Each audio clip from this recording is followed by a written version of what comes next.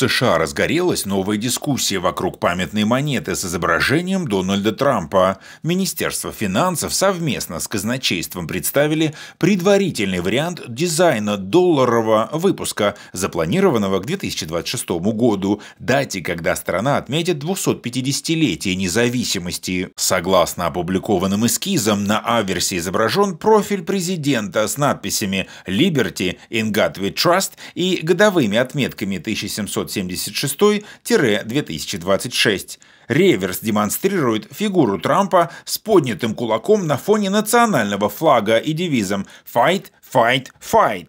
Сторонники проекта утверждают, что изображение носит символический характер, а не является прямым портретом, что якобы не нарушает установленные нормы. Но окончательное решение о выпуске монеты с изображением Трампа в честь юбилея независимости примут после согласования всех юридических деталей.